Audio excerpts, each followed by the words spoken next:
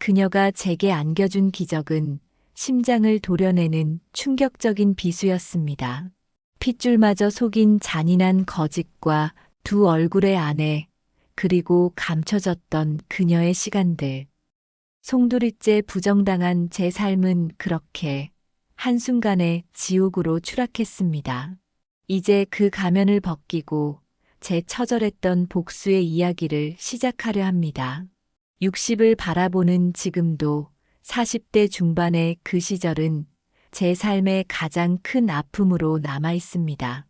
번듯한 직함, 안정된 수입, 겉보기엔 평탄했지만 퇴근 후 마주하는 텅 빈 집의 정막은 홀로 마시는 소주처럼 쓰디썼습니다. 주말이면 의미 없이 시간을 흘려보내는 날들이 반복되었습니다. 결혼은 생각조차 사치였습니다. 하물며 저희 집안의 귀한 외아들인 제게 대를 이어야 한다는 부모님의 간절한 바람은 무거운 족쇄와 같았습니다. 그 기대를 알기에 저는 늘 죄인이었습니다. 평범한 온기를 갈망하면서도 아이라는 존재에 대해서는 병적인 거부감과 공포심을 가지고 있었습니다.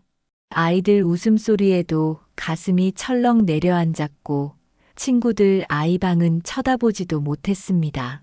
외아들이라는 책임감과 아이에 대한 알 수 없는 두려움 사이에서 저는 말 못할 가슴 아픈 속사정을 숨긴 채 부모님께 죄스러운 마음으로 하루하루를 버텼습니다. 요즘 세상에 아이 키우기 힘듭니다.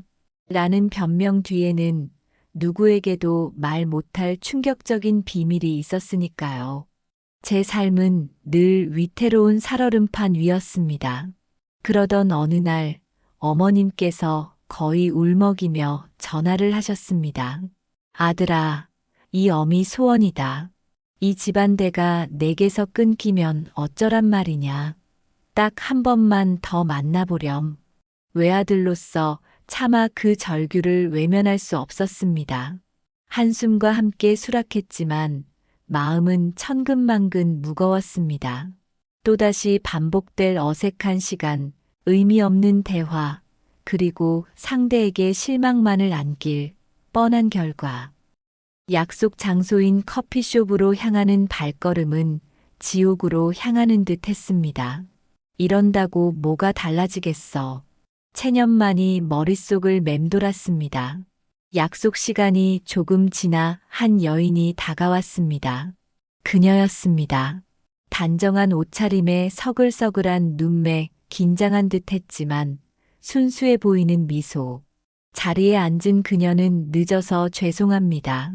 라며 맑은 목소리로 말했습니다. 의류 매장 매니저로 오래 일했다는 그녀는 예상외로 능숙하게 대화를 이끌었습니다. 영화 이야기, 음식, 취미. 시간이 흐를수록 편안함마저 느껴졌고 저도 모르게 조금씩 마음의 경계를 풀고 있었습니다. 대화가 무르익을 무렵 가장 두려운 순간이 왔습니다. 아이에 대한 이야기였습니다. 심장이 쿵쾅거렸고 손바닥에는 식은땀이 흥건했습니다. 실은 저는 결혼하더라도 아이를 가질 생각은 없습니다.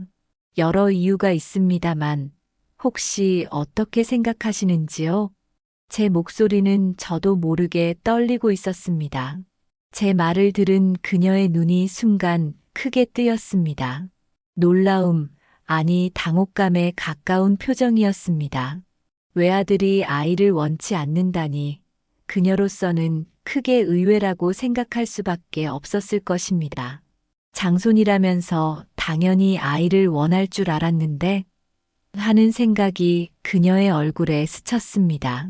나중에야 알게 된 사실이지만 그녀 역시 아이에 대한 거부감이 있었고 부모님 성화에 마지못해 잠시 나왔다 갈 생각이었다고 합니다. 아마 속으로는 외아들이니 아이 문제로 복잡하겠군. 적당히 시간만 때우자 했을지도 모릅니다. 그런데 예상치 못한 제 말에 그녀는 잠시 저를 빤히 쳐다보았습니다. 그 짧은 침묵 동안 그녀의 눈빛이 빠르게 움직이는 것을 느꼈습니다. 무언가를 재고 따지는 듯한 혹은 새로운 가능성을 발견한 듯한 복잡한 눈빛. 그리고는 마치 어떤 결심이라도 한 듯 그녀가 입가에 살짝 미소를 머금으며 말했습니다. 어머 세상에, 저도 그래요. 정말이에요. 아이 없이 우리 둘이서만 재미있게 사는 것도 좋지 않을까요? 그녀의 대답은 제게 충격적인 안도감을 주었지만 그 이면에는 미묘한 변화가 감지되었습니다. 처음에는 제 말에 순수하게 놀랐던 그녀가 잠시 생각할 시간을 가진 뒤 제법 준수한 외모의 제가 아이까지 원치 않는다는 사실에 마음을 바꾼 것은 아닐까 하는 생각이 스쳤습니다. 어쩌면 그녀에게도 이것은 예상치 못한 좋은 조건이었을지도 모릅니다. 하지만 그런 의구심은 순식간에 사라졌습니다. 중요한 것은 그녀가 동의했다는 사실이었고, 그것만으로도 저는 세상을 다 얻은 것 같았습니다. 그날 이후 우리는 빠르게 가까워졌습니다. 그녀는 술도 곧잘했고, 세 번째 만남이었던가요? 퇴근 후 찾은 작은 술집에서 이런저런 이야기를 나누다 보니 어느새 취기가 올랐습니다. 분위기에 휩쓸렸던 것인지 아니면 서로에게 강한 끌림을 느꼈던 것인지 우리는 자연스럽게 서로의 몸을 탐하게 되었습니다. 그녀는 그런 관계에 있어 조금도 망설임이 없었고 오히려 저보다 더 대담하고 적극적이었습니다. 솔직히 저는 그녀의 나이를 생각했을 때 남자 경험이 전혀 없을 거라고는 생각하지 않았습니다. 하지만 그녀의 거침없는 모습은 제게 신선한 자극으로 다가왔고 제 안에 잠자고 있던 어떤 욕망을 일깨우는 듯 했습니다. 그렇게 우리는 만난 지 불과 6개월 만에 결혼을 하게 되었습니다. 지금 생각하면 참으로 짧은 시간이었습니다. 저는 그녀의 밝고 싹싹한 모습, 그리고 아이를 원치 않는다는 그 결정적인 공통점 외에는 사실 그녀에 대해 깊이 아는 것이 거의 없었습니다. 하지만 당시에 저는 외로움과 절박함에 눈이 멀어 그런 현실을 제대로 보려 하지 않았습니다. 그저 이 기회를 놓치면 평생 혼자 늙어 죽을지도 모른다는 조바심 뿐이었습니다. 그녀를 너무 모른 상태에서 시작된 결혼이 어떤 충격적인 결과를 가져올지 저는 상상조차 하지 못했습니다. 결혼 후의 삶은 제가 상상했던 것 이상으로 충만했습니다. 물론 오랫동안 혼자 살아왔던 터라 함께 사는 것에 대한 사소한 불편함들이 왜 없었겠습니까? 하지만 그 모든 것을 덮고도 남을 만큼 저는 아내에게서 그리고 함께하는 생활 속에서 커다란 위안과 행복을 얻었습니다.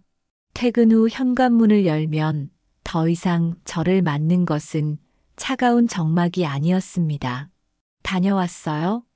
하며 반갑게 맞아주는 아내의 목소리, 함께 마주 앉아 나누는 저녁 식탁의 온기, 주말이면 손을 잡고 거닐던 공원의 한적한 풍경. 그 모든 것이 제 메마른 가슴을 촉촉이 적시는 행복이었습니다. 무엇보다 좋았던 것은 밤에 잠자리에 들었을 때 옆에서 느껴지는 사람의 온기였습니다. 수십 년간 저를 짓눌러왔던 고독과 아이에 대한 공포는 마치 먼 나라 이야기처럼 느껴졌고 저는 이 여자의 온기가 주는 평화로움에 깊이 안주했습니다. 저는 이 행복이 영원할 것이라, 이 여자라면 제 모든 상처와 비밀까지도 보듬어 줄 것이라 굳게 믿어 의심치 않았습니다. 그 행복에 취해 어쩌면 저는 다가올 위험의 신호들을 애써 외면하고 있었는지도 모릅니다. 하지만 그 찬란했던 봄날은 그리 길지 못했습니다. 결혼 생활이 반년쯤 지났을 무렵이었을까요? 아내에게서 아주 조금씩 하지만 분명한 변화들이 감지되기 시작했습니다. 의류 매장 매니저라는 직업 특성상 야근과 회식이 잦다는 것은 익히 알고 있었지만 그녀의 귀가 시간은 점점 더 늦어졌고 주말에도 매장 재고 정리나 동료들과의 급한 약속을 이유로 집을 비우는 날이 눈에 띄게 늘어갔습니다. 처음에는 대수롭지 않게 넘겼습니다. 바쁘니까, 피곤하니까 그럴 수 있다고 생각했습니다. 하지만 그런 날들이 반복되면서 저도 모르게 마음 한구석에 작은 불안감이 싹트기 시작했습니다. 어느 날부터인가 아내에게서는 제가 한 번도 맡아본 적 없는 낯선 향수 냄새가 희미하게 풍겨왔고 휴대폰을 손에서 놓지 않으며 누군가와 비밀스러운 메시지를 주고받는 듯한 모습도 자주 눈에 띄었습니다. 제가 무심코 휴대폰을 보려고 하면 화들짝 놀라며 화면을 가리기도 했고 이전보다 부쩍 돈 씀씀이가 커진 듯한 느낌도 받았습니다. 결정적으로 그녀는 제게 조금씩 까칠해지기 시작했습니다. 예전처럼 제 이야기에 귀 기울여주기보다는 건성으로 대답하거나 제가 무심코 던진 질문에도 날카롭게 반응하며 짜증을 내는 일이 잦아졌습니다. 함께 있는 시간에도 그녀는 어딘가 다른 생각을 하는 듯 멍한 표정을 지을 때가 많았고 밤늦게 잠자리에 들어서도 제게 등을 돌리고 눕기 일쑤였습니다. 저는 여전히 그 모든 불길한 신호들을 애써 외면하려 했습니다. 이 어렵게 찾아온 행복, 이 위태로운 평화를 제 손으로 깨뜨리고 싶지 않았기 때문입니다. 하지만 제 마음 한구석에서는 이미 불길한 예감이 독버섯처럼 무럭무럭 자라나고 있었습니다. 매 순간이 아슬아슬한 살얼음판을 걷는 것처럼 조심스러웠고 아내의 작은 행동, 사소한 말투 하나하나에 온 신경이 곤두섰습니다. 하지만 저는 차마 아내에게 그 이유를 따져 묻지 못했습니다. 진실을 마주할 용기가 없었던 것입니다. 그러던 어느 금요일 저녁, 충격적인 일이 벌어졌습니다. 그날따라 유난히 기분이 좋아 보였고 평소와 달리 제게 살갑게 굴던 아내는 저녁 식사를 마친 뒤 제 앞에 다가와 조심스럽게 하지만 상기된 표정으로 말을 꺼냈습니다. 살짝 떨리는 목소리, 감출 수 없는 설렘이 묻어나는 눈빛. 저는 직감적으로 무언가 아주 중요한, 어쩌면 제 삶을 또 한 번 뒤흔들 만한 이야기가 나올 것임을 예감했습니다. 여보, 있잖아요. 저 아무래도 우리 아기 생긴 것 같아요. 그 순간 제 머릿속은 그야말로 하얗게 비어버렸고 세상의 모든 소리가 일순간 멎는 듯 했습니다. 손에 힘이 쭉 빠지며 들고 있던 찻잔을 놓칠 뻔했지만 가까스로 테이블 위에 내려놓았습니다. 저는 그 자리에 못 박힌 듯 미동조차 할 수 없었습니다. 아내는 제 이런 반응은 전혀 아랑곳하지 않고 이미 기쁨과 설렘을 감추지 못한 채 말을 이어갔습니다. 며칠 전부터 몸이 좀 이상해서 혹시나 했는데 오늘 테스트해보니 선명하게 두 줄이더라고요. 너무 기뻐서 믿어지지 않아서 여보, 우리 이제 진짜 부모 되는 거예요. 아내의 목소리는 제 귀에 제대로 들리지 않았습니다. 임신이라니, 아기라니, 그 단어들이 마치 거대한 망치처럼 제 머리를 사정없이 내리쳤습니다. 그토록 평생을 피해왔던 제 인생에서 가장 두려워했던 그 현실이 마침내 제 눈앞에 닥쳐온 것입니다. 그것은 제게 축복이 아닌 그 어떤 형벌보다도 가혹하고 충격적인 사형 선고와도 같았습니다. 아이를 원치 않는다는 우리의 굳건했던 약속, 그리고 그 이전에 저만이 알고 있던 치명적인 비밀, 이 모든 것이 한순간에 산산조각 나며 물거품이 되어버리는 순간이었습니다. 아내의 환하게 웃는 얼굴과 제 절망으로 일그러진 표정이 방 안의 불빛 아래 극명한 대조를 이루었습니다. 저는 차마 아무 말도 할 수 없었습니다. 그저 멍하니 테이블 위에 위태롭게 놓인 제 찻잔만을 하염없이 내려다볼 뿐이었습니다. 내 아이일 리가 없어 절대로. 그리고 그 순간 마치 지옥의 문이라도 열린 듯 수십 년간 제 영혼 깊숙이 봉인해 두었던 그날의 충격적인 과거의 기억이 성광처럼 거부할 수 없이 되살아나기 시작했습니다. 기억이란 잔인한 것입니다. 잊었다고 생각했던 과거의 망령은 가장 결정적인 순간, 가장 추악한 모습으로 되살아나 현재를 집어삼키곤 합니다. 제 발밑에 살얼음판이 와르르 무너져 내리던 그 순간, 저는 수십 년 전의 지옥으로 속절없이 끌려 들어갔습니다. 그때 저는 20살 혈기 왕성한 대한민국 육군 일병이었습니다. 뭐든 할 수 있을 것 같았고 세상 무서울 것이 없던 시절이었죠. 대대 체육대회에서 저희 중대가 우승을 차지했고 저는 몇몇 고참들과 함께 꿈같은 1박 포상 휴가를 나오게 되었습니다.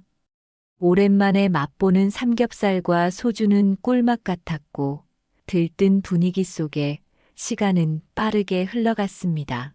밤 11시가 넘었을까 고참들은 익숙하다는 듯 저를 이끌고 부대 인근 시내 외곽의 한 허름한 골목으로 들어섰습니다. 그곳은 흔히 말하는 사창가였습니다. 고참 중 한 명이 단골이라며 앞장선 곳은 요염한 자태의 풍만한 중년 여인이 운영하는 작은 업소였습니다.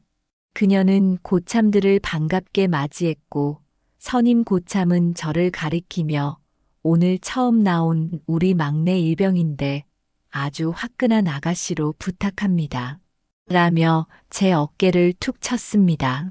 잠시 후 저는 그 중년 여인을 따라 가장 안쪽 방으로 안내되었습니다.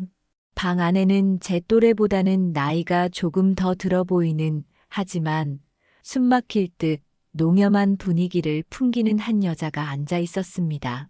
중년 여인이 그녀에게 무언가 귓속말을 하자 여자는 저를 흘깃보며 의미 모를 미소를 지었습니다.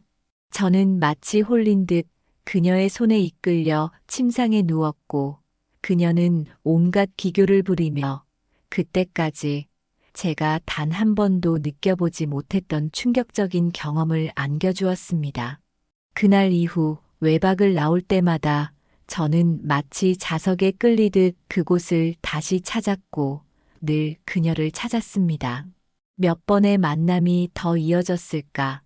어느 날 우리는 서로에게 익숙해진 나머지 그만 아무런 안전장치 없이 관계를 맺고 말았습니다. 끔찍한 일은 며칠 뒤에 찾아왔습니다. 아랫배에 참을 수 없는 통증이 시작되었고 온몸에 열이 펄펄 끓었습니다. 하지만 아직 졸병이었던 저는 아프다는 말도 제대로 꺼내지 못하고 며칠을 끙끙 앓았습니다. 결국 더 이상 통증을 견디지 못하고 고참에게 사실을 털어놓았고 된통 혼이 난 뒤에야 의무반에 갈 수 있었습니다. 의무병은 제 상태를 보더니 심각한 표정을 지었지만 그저 항생제 몇 알을 처방해 줄 뿐이었습니다. 약을 먹어도 통증은 좀처럼 가라앉지 않았고 결국 부대 인근의 작은 민간 병원으로 가게 되었습니다. 진료 결과는 참담했습니다. 의사는 고안에 심각한 염증이 생겨 자칫하면 기능을 완전히 잃을 수도 있다는 그야말로 청천벽력 같은 진단을 내렸습니다. 일주일간의 입원 치료 끝에 다행히 통증은 사라졌고 저는 병이 완치된 줄로만 알았습니다. 그렇게 저는 그 충격적인 기억을 애써 잊은 채 군 생활을 마쳤습니다.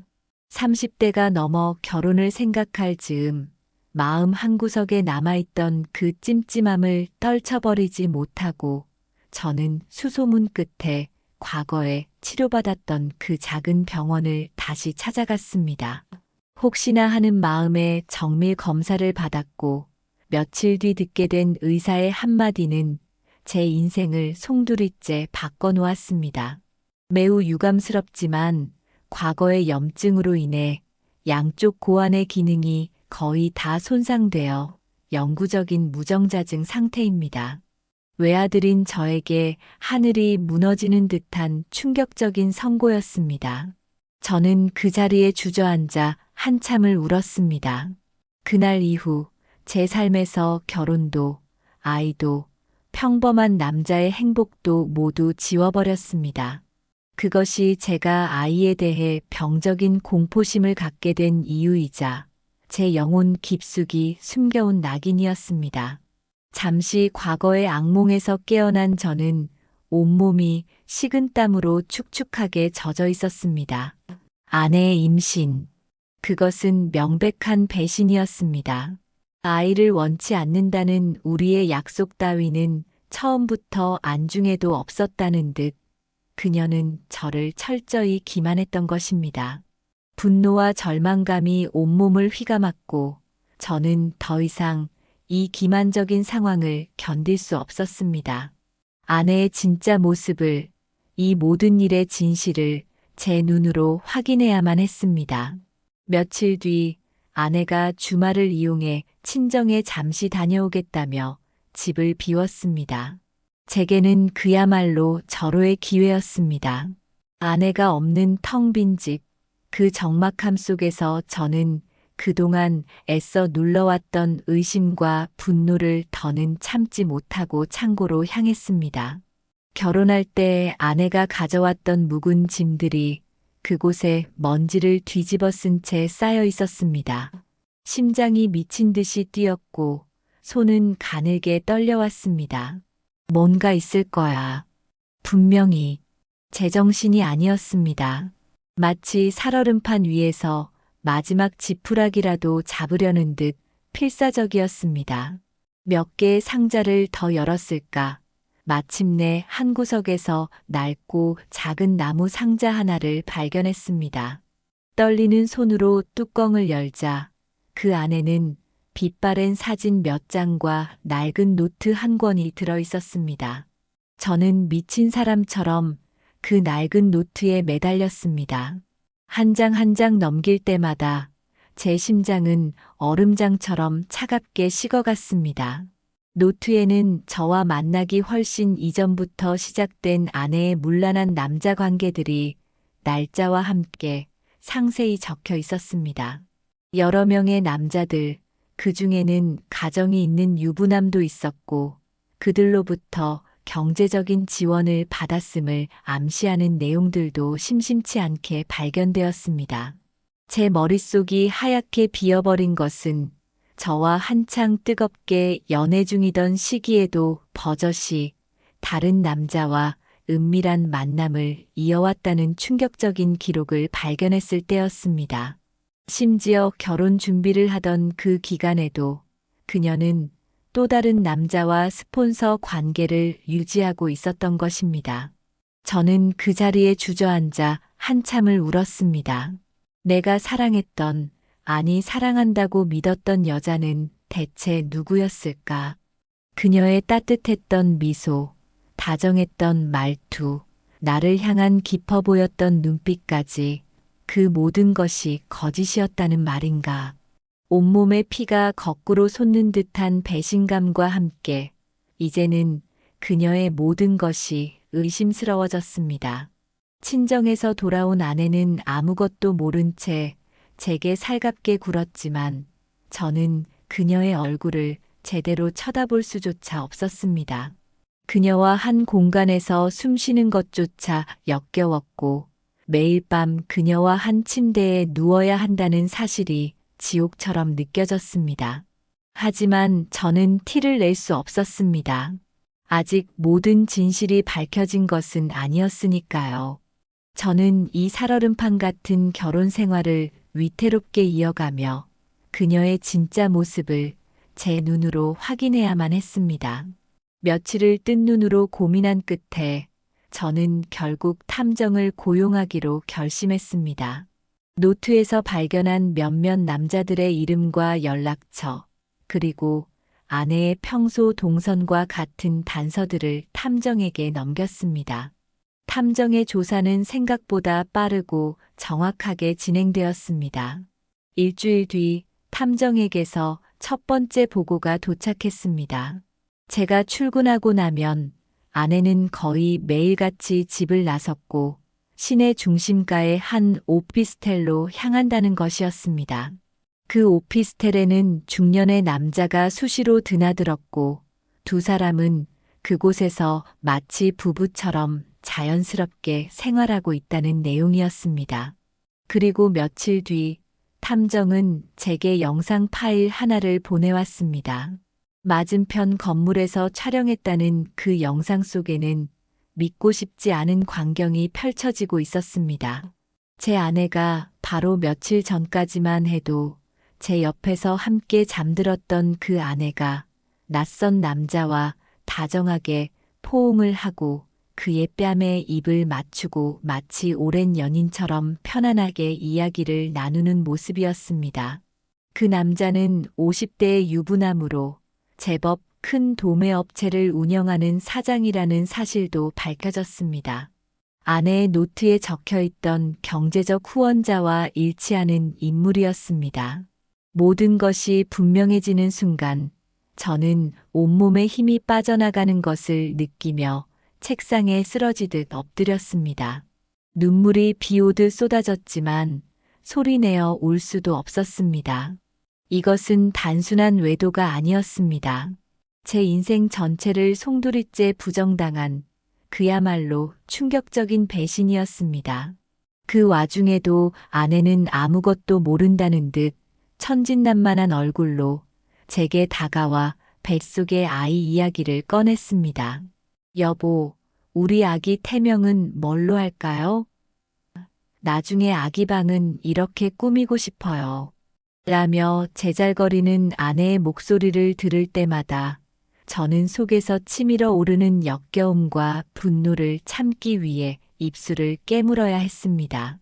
양가 부모님들은 또 얼마나 기뻐하시는지 매일같이 축하 전화가 걸려왔고 아내에게 더 잘해주라는 당부도 잊지 않으셨습니다. 그 모든 과정이 제게는 살아있는 지옥과도 같았습니다. 그리고 마침내 탐정은 마지막 퍼즐 조각을 제게 건넸습니다. 아내가 드나들던 그 오피스텔의 임대계약서 사본이었습니다. 계약자는 놀랍게도 제 아내의 이름으로 되어 있었고 임대료는 그 상간남의 계좌에서 매달 정확하게 빠져나가고 있었습니다. 모든 증거는 완벽하게 모였습니다. 제 손안에 들린 서류 한 장이 그 어떤 칼보다도 더 차갑고 날카롭게 느껴졌습니다. 저는 주먹을 불끈 쥐었습니다. 이제 이 더럽고 추악한 가면을 부숴버릴 시간입니다. 가장 처절하고 가장 충격적인 방식으로 말입니다. 가장 깊은 절망의 끝에서야 비로소 보이는 것이 있습니다. 모든 것이 부서지고 아무것도 남지 않았다고 생각했을 때 역설적이게도 새로운 시작의 길이 열리기도 합니다. 제 인생을 송두리째 흔들었던 그 충격적인 폭풍우가 지나간 자리에 저는 피와 눈물로 얼룩진 폐허 위에 홀로 서 있었습니다. 모든 증거를 손에 쥔 그날 밤 저는 한숨도 자지 못했습니다. 잠들 수 없었습니다. 심장은 얼음장처럼 차갑게 식었지만 머릿속은 용암처럼 뜨거운 분노로 들끓었습니다. 이것은 단순한 외도가 아니었습니다. 아내는 저와의 결혼 생활 내내 심지어 저와 뜨겁게 사랑을 나누던 그 순간에도 다른 남자와 오피스텔을 얻어 동거하듯 완벽한 이중 생활을 해왔던 것입니다. 제 인생, 제 감정, 제 모든 것을 철저히 기만하고 우롱한 것에 대한 극한의 분노가 온몸의 세포 하나하나를 태우는 듯 했습니다. 저는 그저 억울함을 넘어선 인간에 대한 깊은 환멸을 느꼈습니다. 그래서 복수를 계획했습니다. 가장 처절하고 가장 잔인한 방식으로 그녀의 모든 것을 무너뜨리기로. 저는 아내의 생일이자 우리의 아기를 축하한다는 명목으로 고급 한정식집에 가장 큰 룸을 예약했습니다. 그리고 아내의 처가의 식구들을 정중하게 초대했습니다. 아내는 아무것도 모른 채 제 이런 세심한 배려에 감동하며 기뻐했습니다. 그 가증스러운 미소를 볼 때마다 저는 제 안에 무언가가 끊어지는 것을 느꼈습니다. 약속 당일 겉으로는 더없이 자상한 남편의 모습을 연기했지만 제 속은 들끓는 복수심으로 가득 차 있었습니다. 그 살얼음판 같은 분위기 속에서 아내는 그날따라 유난히 아름다워 보였고 행복에 겨운 미소를 감추지 못했습니다. 즐거운 식사가 거의 끝나갈 무렵 저는 준비한 특별한 선물이 있다며 모두의 이목을 집중시켰습니다. 기대에 찬 눈빛으로 저를 바라보는 사람들. 저는 천천히, 아주 천천히 가방에서 준비한 자료들을 하나씩 꺼내 테이블 위에 보란 듯이 펼쳐놓기 시작했습니다. 가장 먼저 아내가 과거 여러 남자들과 찍었던 다정한 사진들, 그리고 그녀의 낡은 노트 사본 몇 장, 탐정의 보고서와 아내가 오피스텔을 드나드는 모습이 담긴 사진들, 마지막으로 아내가 상간남과 다정하게 포옹하고 있는 영상이 담긴 태블릿 PC까지. 자료가 하나씩 공개될 때마다 아내의 얼굴은 사색이 되어갔고 그녀는 미친 사람처럼 소리치며 자료들을 마구잡이로 구기려 했습니다. 이게 다 뭐예요? 당신 지금 뭐 하는 짓이야? 다 거짓말이야, 전부 다.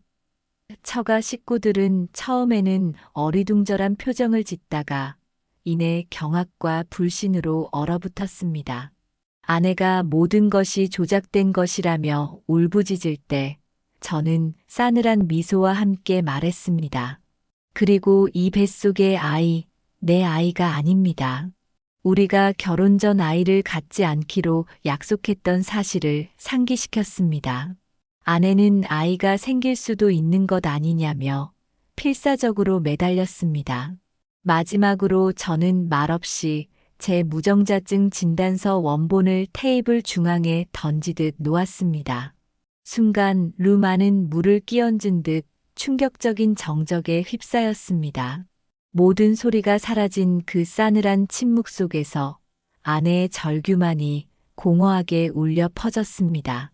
저는 떨며 바닥에 주저앉아 울고 있는 아내와 망연자실한 표정의 처가 식구들을 차갑게 내려다보았습니다. 그리고 제 안에 모든 분노를 담아 마지막 말을 뱉었습니다. 당신과 그 남자, 더는 인간이 아니야.